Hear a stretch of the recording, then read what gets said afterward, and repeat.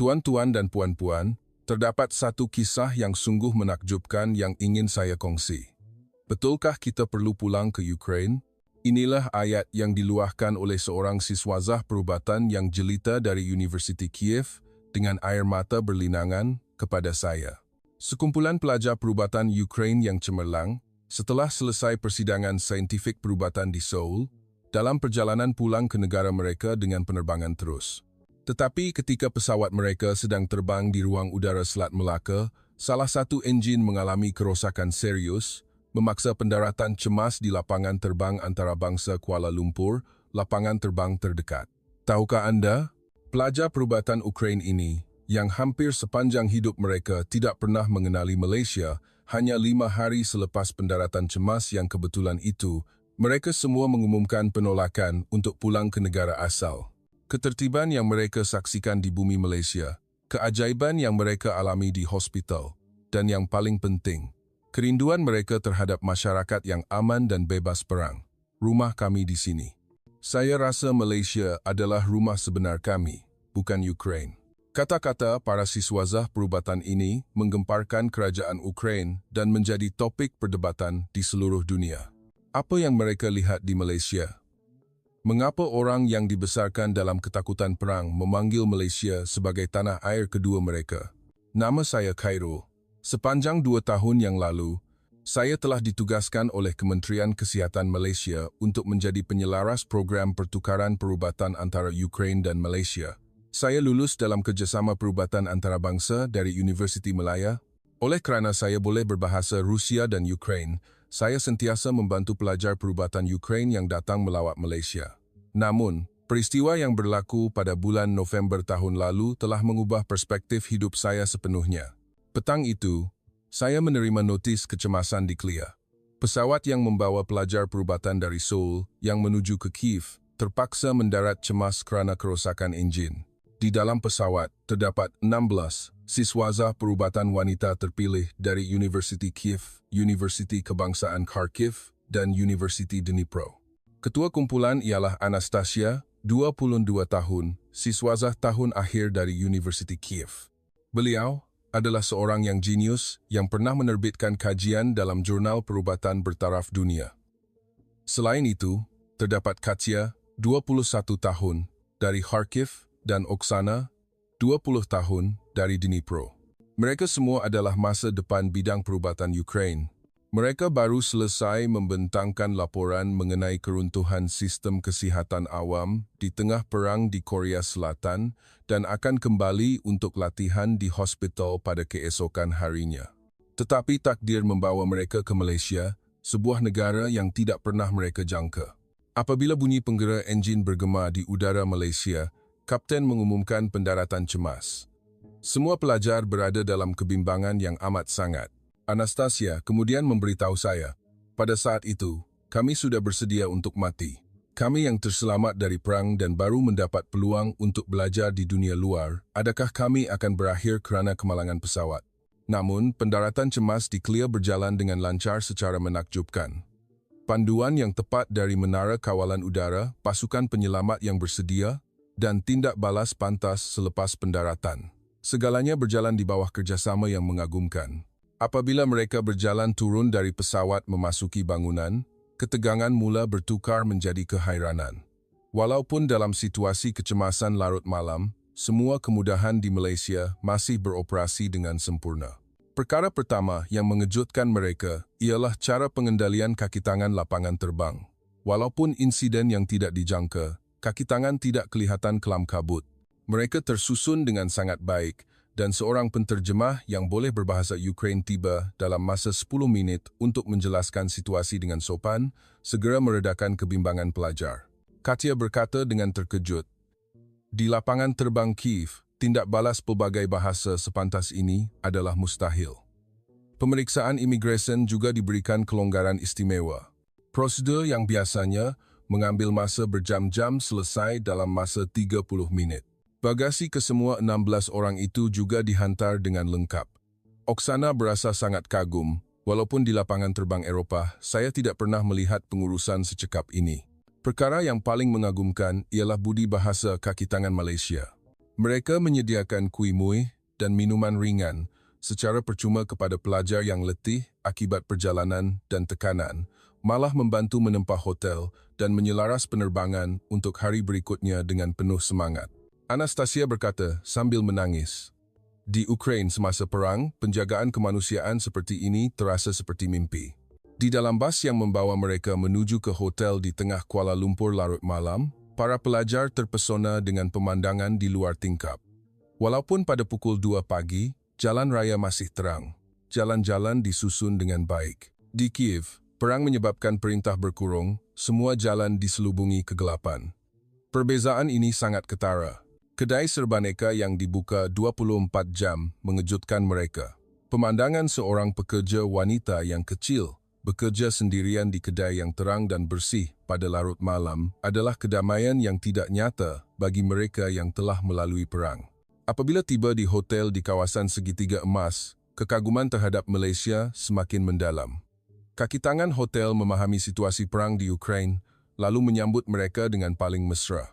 Bilik dinaik taraf sebagai kes istimewa dan sarapan pagi diberikan secara percuma. Kemudahan di dalam bilik, dari tandas pintar automatik hingga Wi-Fi berkelajuan tinggi di Ukraine, di mana bekalan elektrik terputus-putus akibat serangan, mereka tidak berpeluang menikmati keselesaan sebegini. Anastasia melihat pemandangan bandar KL pada waktu malam dan berkata perlahan, sungguh tidak percaya masih wujud dunia yang aman dan indah seperti ini. Keesokan harinya, pengalaman Malaysia yang sebenar bermula. Syarikat penerbangan memaklumkan bahawa pembaikan enjin memerlukan sekurang-kurangnya 5 hari. Pada mulanya, pelajar kelihatan bimbang, tetapi tidak lama kemudian, mereka mengubah kebimbangan itu menjadi peluang. Saya mencadangkan agar mereka melawat sistem perubatan Malaysia kerana saya yakin ini adalah peluang baik untuk mereka mempelajari teknologi canggih. Tempat pertama yang kami lawati ialah Fakulti Perubatan Universiti Malaya. Sebaik sahaja melangkah ke perkarangan universiti, mata semua orang bersinar.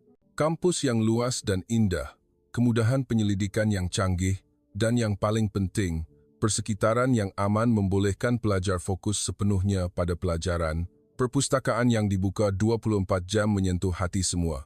Kemampuan pelajar untuk membaca dengan selamat pada waktu malam adalah kemewahan yang tidak dapat dibayangkan semasa perang.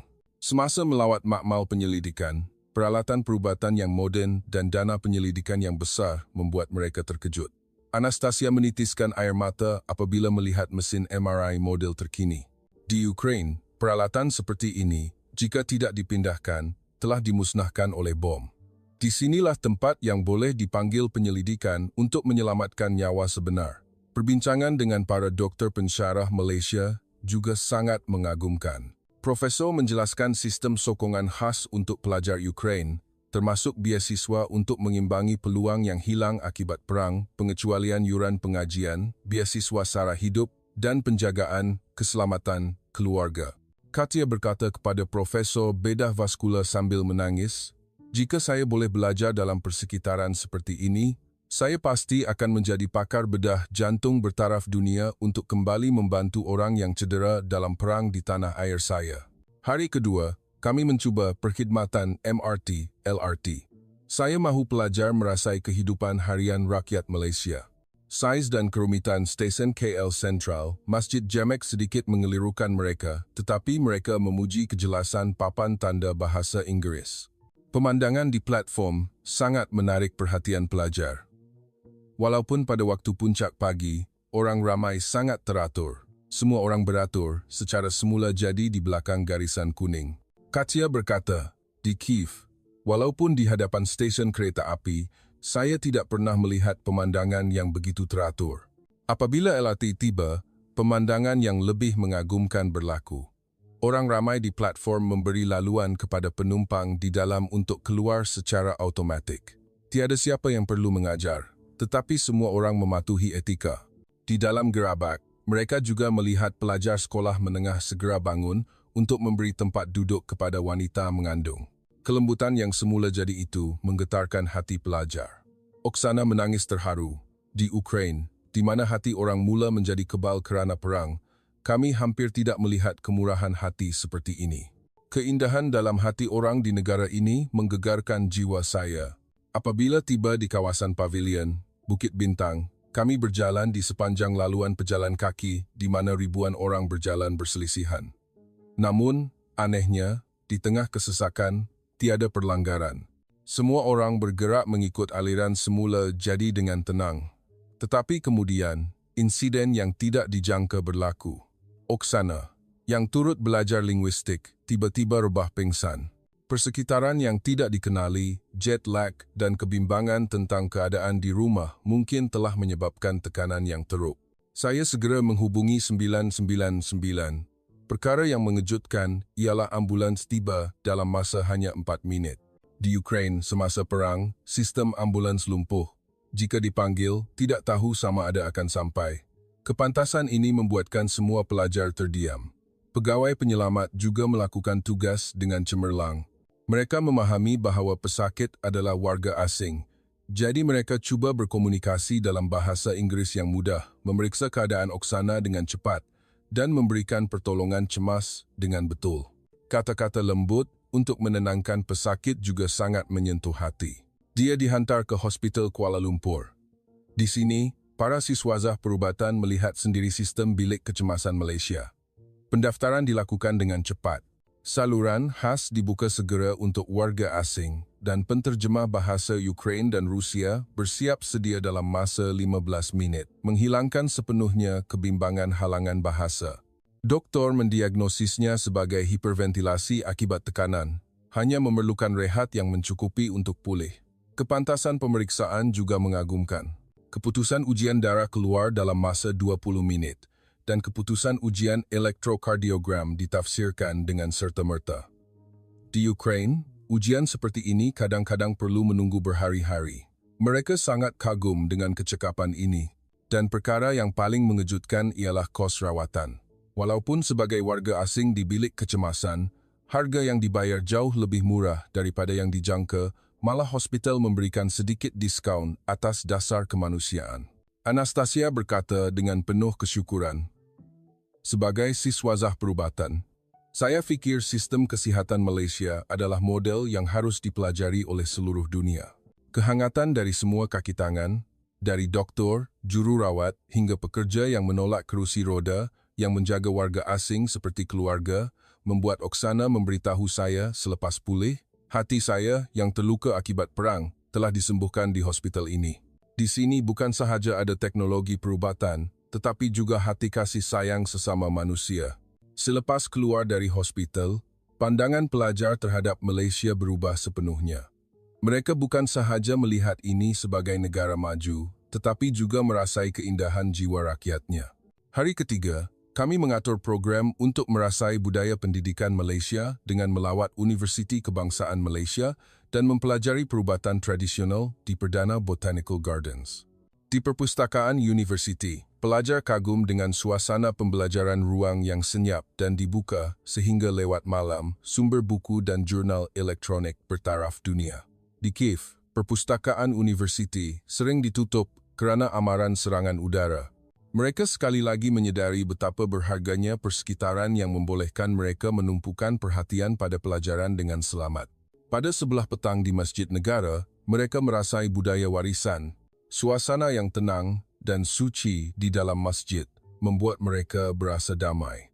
Melihat seni bina berusia ratusan tahun yang tidak dimusnahkan oleh perang dan dijaga dengan baik membuat mereka merasai kebaikan negara yang aman. Oksana berdoa dalam diam.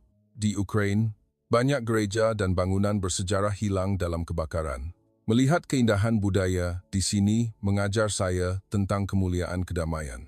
Mencuba urutan tradisional Melayu dan belajar tentang herba membuat mereka menghargai falsafah penjagaan kesihatan Malaysia yang menyembuhkan badan dan minda. Hari keempat, saat takdir tiba. Syarikat penerbangan memaklumkan bahawa pesawat telah dibaiki dan boleh berlepas semula malam itu. Tetapi reaksi pelajar berbeza dari yang saya jangkakan. Tiada sesiapa yang gembira.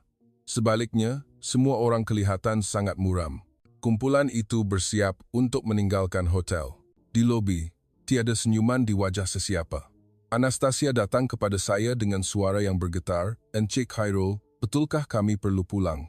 Dalam 4 hari ini, kami telah mengetahui apa itu kedamaian sejati, betapa indahnya dunia tanpa perang, dan betapa hangatnya hati orang. Kami telah menemui misi sebenar menjadi doktor di sini. Di sinilah kami akan dapat belajar cara menyelamatkan nyawa dengan sebenar. Pelajar lain juga mula meluahkan perasaan. Katya menangis, walaupun kembali ke Ukraina, saya tidak tahu bila akan dibom. Tempat penyelidikan musnah, ubat untuk merawat pesakit pun kurang. Tetapi di Malaysia, impian kami boleh menjadi kenyataan. Oksana menambah, 4 hari ini telah membuat kami mengenali keindahan dalam jiwa rakyat Malaysia. Saya mahu menjadi warga negara ini. Saya benar-benar mahu menjadi rakyat Malaysia.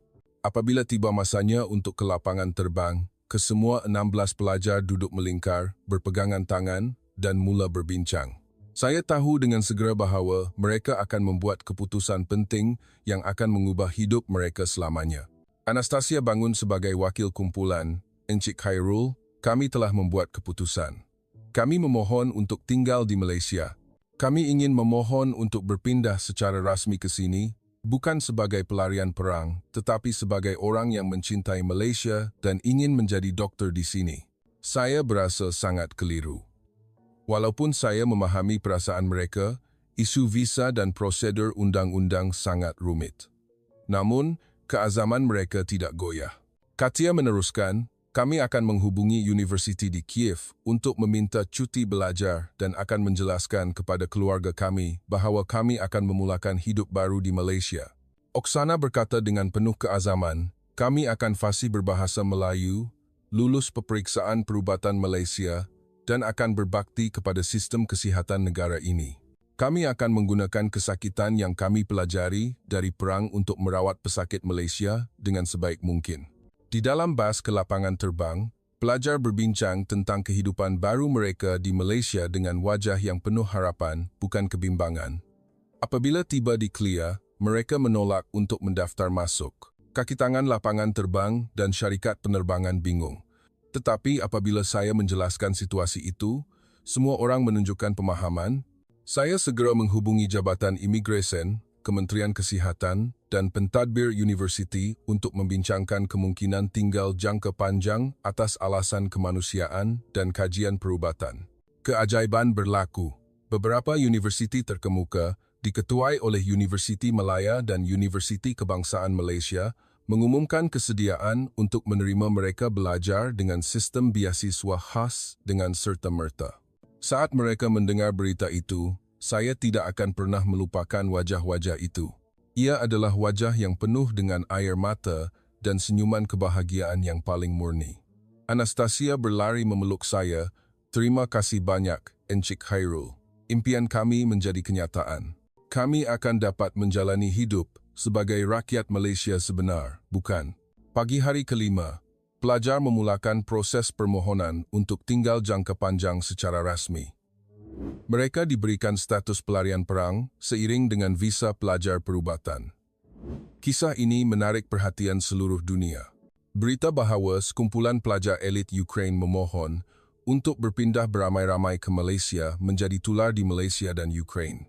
Kerajaan Ukraina sendiri mengeluarkan kenyataan menyokong keputusan pelajar dengan harapan mereka dapat belajar perubatan dalam persekitaran yang selamat demi masa depan umat manusia. Pada masa ini, kesemua 16 pelajar tersebar belajar di Fakulti Perubatan Terkemuka Malaysia. Anastasia ialah seorang doktor pelatih di Hospital Universiti Malaya sambil menjalankan penyelidikan dalam perubatan perang dan bilik kecemasan. Katya belajar pembedahan jantung di UKM dan Oksana belajar psikiatri di Hospital Kuala Lumpur untuk mengabdikan diri kepada rawatan penyakit PTSD yang disebabkan oleh perang. 1 tahun berlalu, saya bertemu mereka lagi. Semua orang telah berintegrasi sepenuhnya ke dalam masyarakat Malaysia, fasih berbahasa Melayu, dan bergelak ketawa dengan rakan doktor Malaysia. Anastasia berkata kepada saya, Encik Khairul, kami tidak salah pilih. Di sini, kami menjadi doktor dalam erti kata sebenar. Kerana kami memahami kesakitan dari perang, kami lebih menghargai peluang untuk belajar perubatan di bumi yang aman seperti ini. Kami ingin menghabiskan sisa hidup kami untuk membalas jasa sistem perubatan Malaysia. Beberapa pelajar mula merancang untuk memohon kewarganegaraan Malaysia. Mereka berkata serentak bahawa mereka mahu menjadi rakyat Malaysia dan ingin berkhidmat kepada masyarakat sebagai doktor di sini. Kisah yang bermula dari satu pendaratan cemas telah mengubah kehidupan 16 wanita dan mengeratkan hubungan perubatan antara dua negara. Walaupun dalam tragedi seperti perang, harapan dan kasih sayang yang tertanam di hati manusia sentiasa dapat mencipta kemungkinan baru.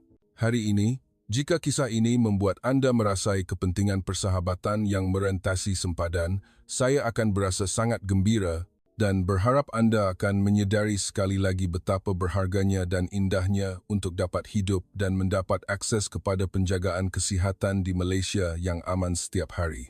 Kasih sayang dan kesyukuran yang ditunjukkan oleh Anastasia dan rakan-rakannya terhadap Malaysia mengingatkan kita rakyat Malaysia untuk berbangga dengan sistem kesihatan awam dan masyarakat kita yang murah hati dan bersama-sama menjaga kedamaian ini untuk selama-lamanya. Kisah 16 bidadari perubatan Ukraine dan permulaan hidup baru di Malaysia berakhir di sini. Apa pendapat anda tentang kisah ini? Sila berikan komen untuk memberi semangat kepada mereka. Dan jika anda suka kisah ini, jangan lupa like dan subscribe. Terima kasih kerana menonton. Assalamualaikum.